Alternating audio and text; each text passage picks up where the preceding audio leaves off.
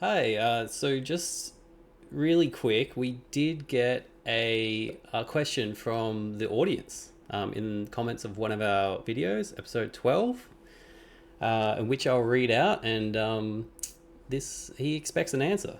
So let's do it. Yeah, the people demand. So it goes. How, if we lost all knowledge, religion would be found in the same way again, as maths and science would be? Consider what we have seen thousands of gods come and go. I doubt it would be found in the same way as you see it in the next era. Pretty good question. Pretty good question.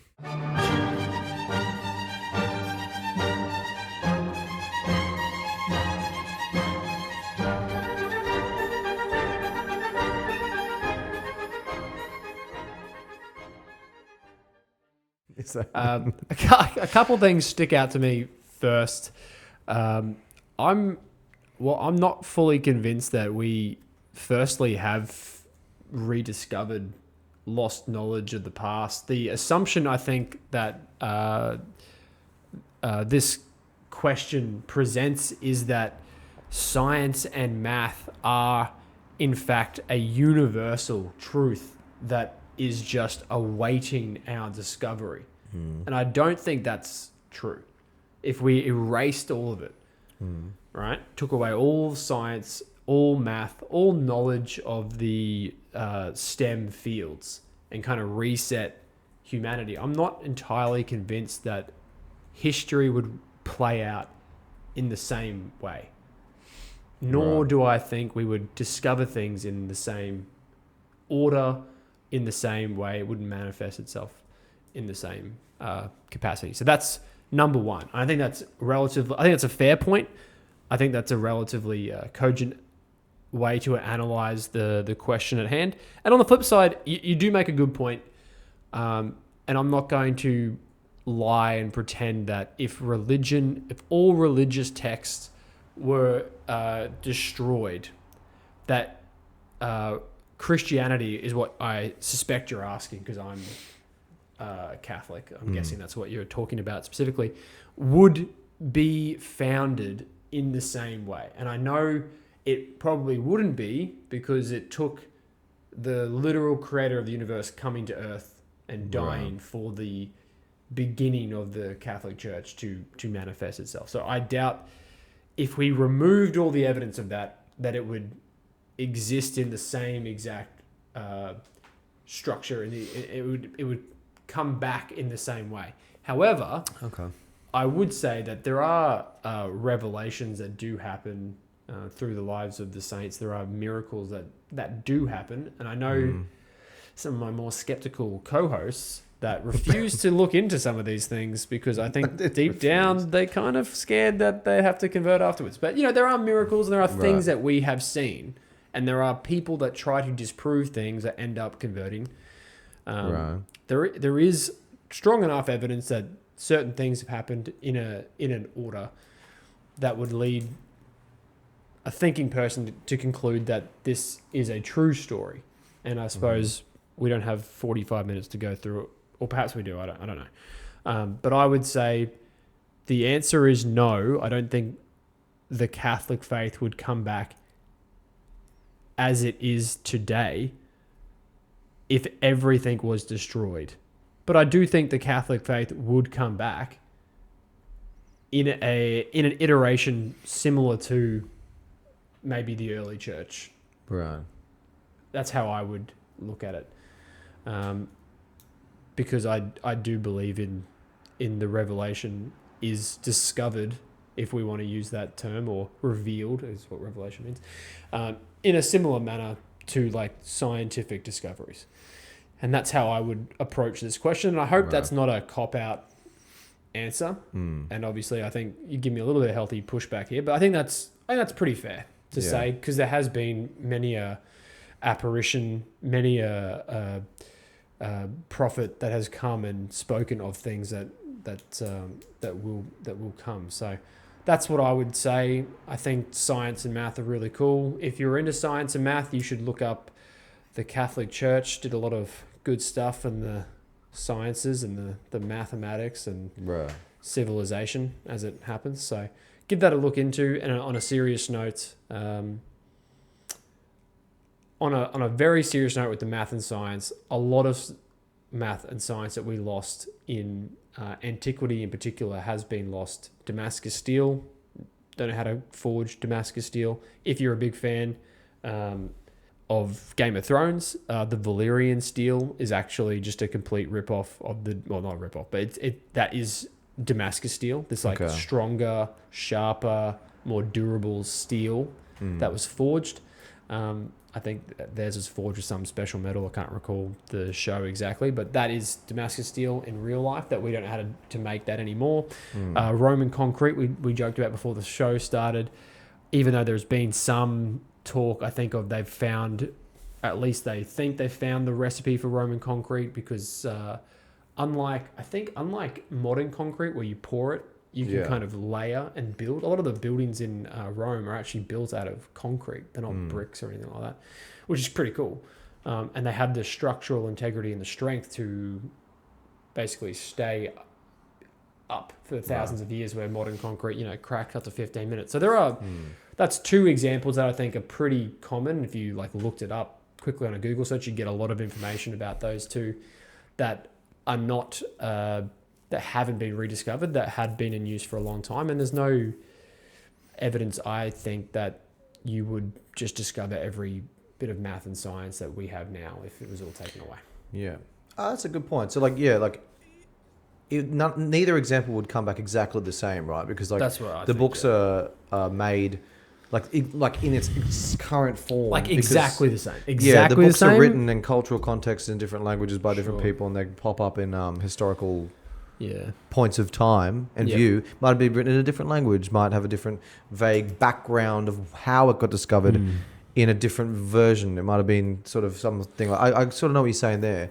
However, it's interesting what you're saying, because one is like a revelation, it's being revealed, whereas like science and maths is kind of like discovered. Whereas I think, that's right. I wrote down discovered versus revealed. That's very good. Yeah, so maybe that's why you could go out by yourself without like an external, because what you're giving example there, like external inputs of maybe God himself revealing his son and God himself talking to Abraham, or the Ten Commandments. Without that external intervention, revelation, if you're out there discovering it yourself, you're still vaguely probably going to be using some maybe different symbols, but it's going to be somewhat still like 1 + 1 = 2, and then you're going to come up with something that comes to something similar.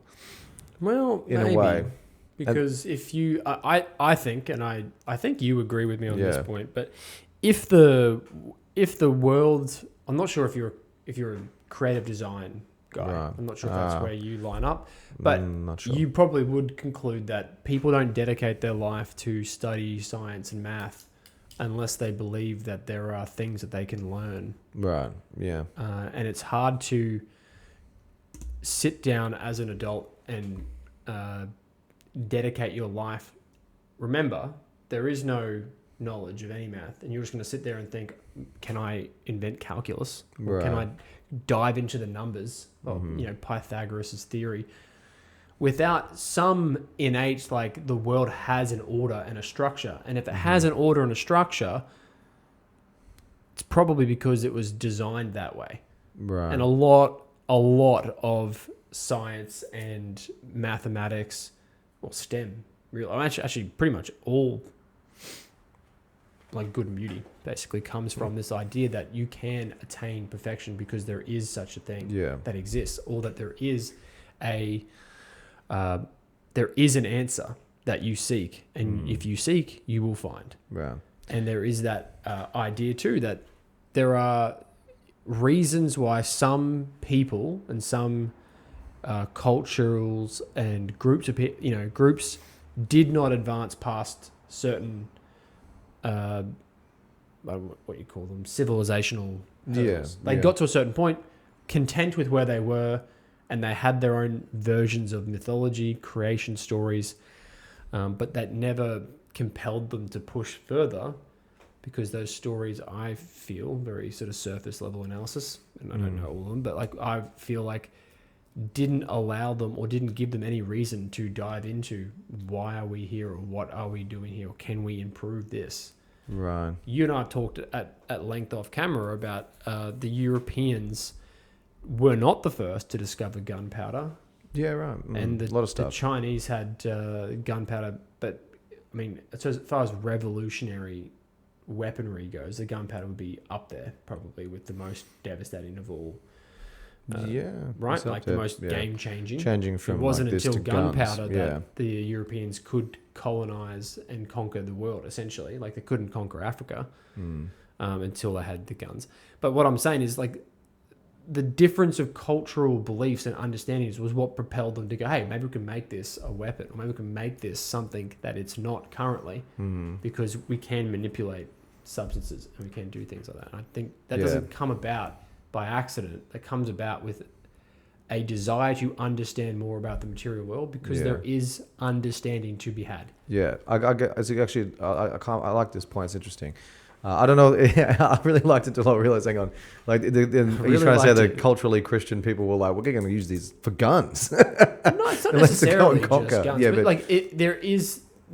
Look, we can argue to a bull in the face about, and I'm not really arguing that there's like a superior people. I think that's a bit silly. I think that there are superior beliefs and attitudes about things, and I will more than happily stake my claim on that. There are things that are better than other things, and culture is the root word culture comes from cult, what you collectively worship, and what you collectively worship has an identity, and it gives you reason to explore, to ask, to do. It forms your thoughts, attitudes, and beliefs. And I would say that there are cultures that suggest that the world was created by God, and it is understandable through human reason. And that is a fundamentally Catholic understanding of the world. And it's not a surprise that a lot of the discoveries, or big discoveries at least, you can draw a very small triangle from, I think it's London, Paris, South Germany to basically Rome. Right. And a lot of the major sort of breakthroughs in science and technology came in this region, in this corridor. And I don't think that's a surprise, or I don't think the people there were just inherently smarter or better or had some, biological advantage to people in the Far East, people in the sub-Saharan Africa, people in the Americas. I don't think that at all. I think what's more likely and most plausible is that they had reason to explore the unexplored, the unknown, whereas a lot of other cultures didn't. I know, for instance, China thought that they were, I think, the Middle Kingdom, that they were the peak of human civilization. And if you're the peak, there's nowhere high to go. Right. They wrote quite beautifully about the crossbow being the pinnacle of like elegant weaponry. Like it was very devastating.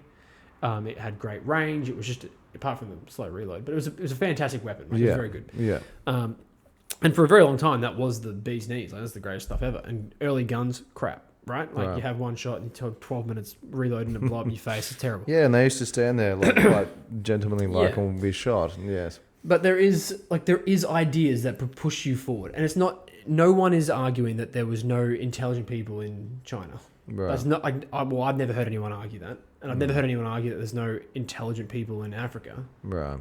But there is a reason why there are certain people that said, we actually want to push the boundaries here. And I think that's telling, and I think that's, I believe in the truth, which is, I think, what the comment said initially.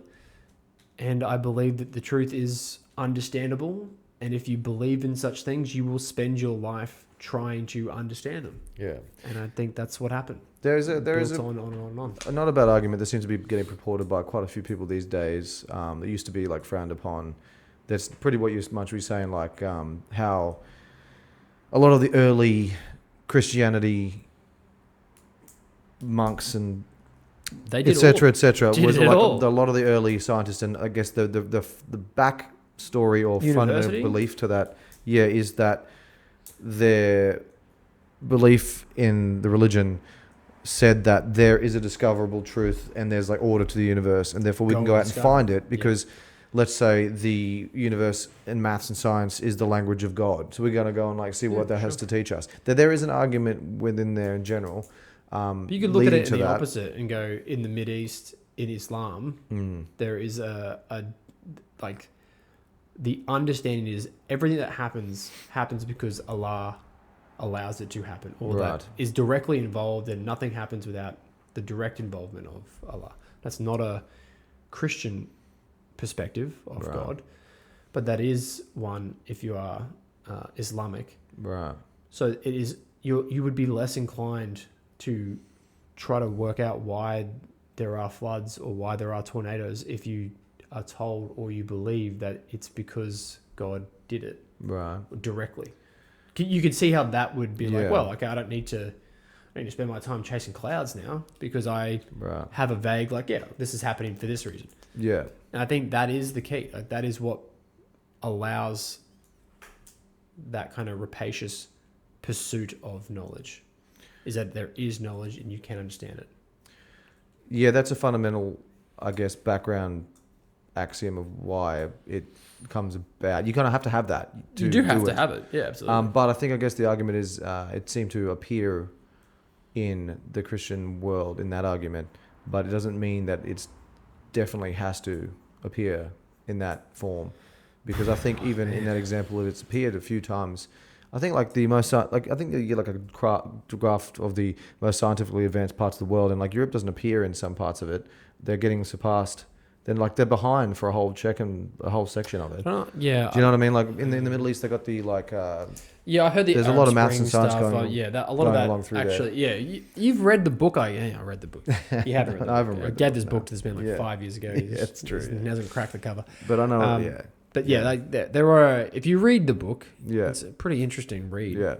Yeah. Well, you have to have a presupposition in order to like go and like think that the truth is obtainable. Sure. But like that doesn't mean that that specific thing is a necessary presumption to create this in the context that it is given.